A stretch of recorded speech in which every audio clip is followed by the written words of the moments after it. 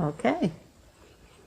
In 1955, my mother sent me to the UN for 3 days to learn a new, peaceful way of solving conflicts. Also, she was the one that was leading me to go into BBS, and I think God was calling me. My BBS mission experience started 65 years ago, March of 1957, at New Windsor, Maryland. Then transferred to Buffalo Springs, Pennsylvania, Keller Brothers Ford Company, who were supplying cars to the mission field in Nigeria.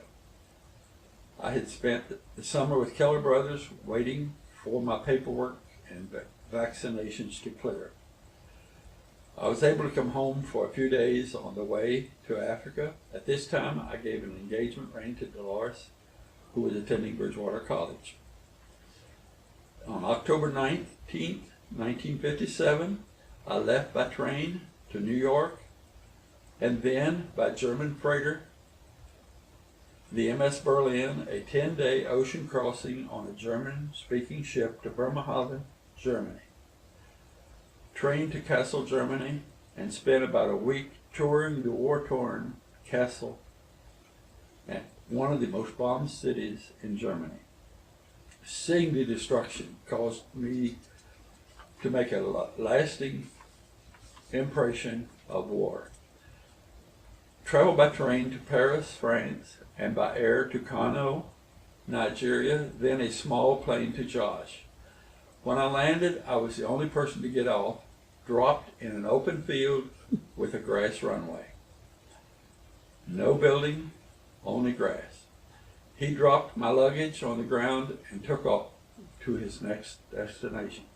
There was nothing I could see anywhere but an open area.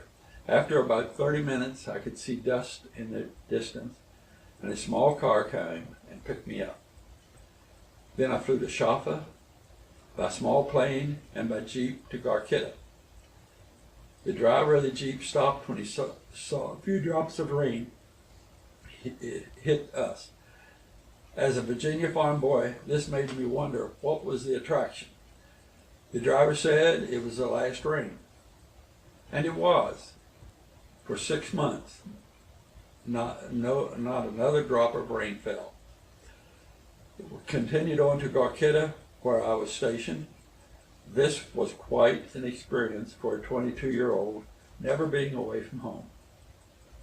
Going on assignment to Nigeria at that time required total commitment, no return or direct contact to home.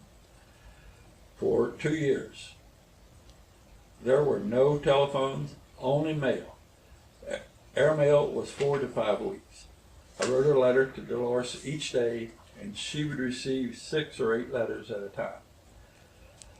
I lived in a small, round mud hut with thatched roof and sleeping under a mosquito net each night, making sure I took my anti-malaria medicine and drinking at least 1 gallon of water for prevention of dehydration.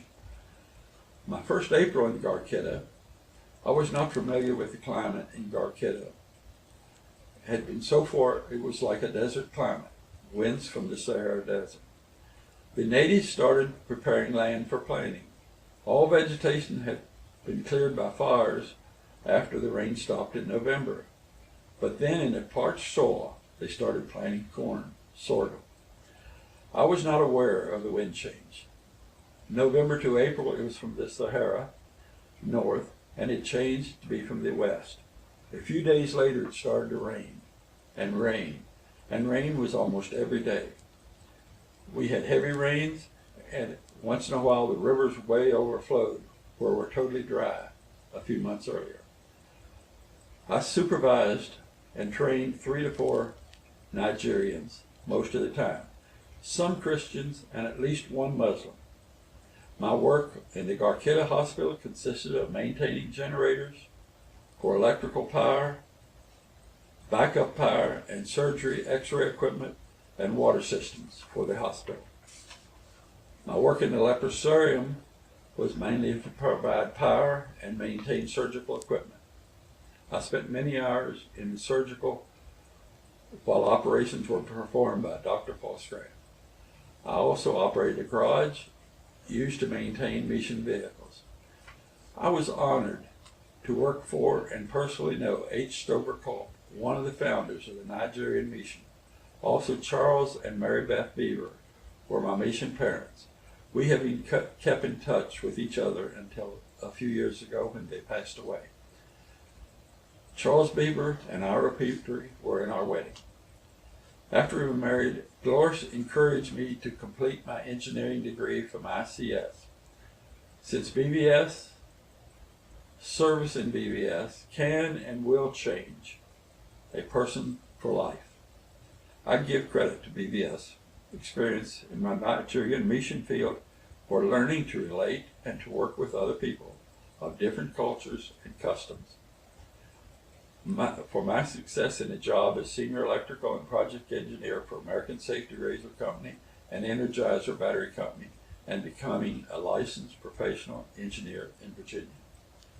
In closing, I'm asking you to pray for our Christian friends in the troubled country of Nigeria.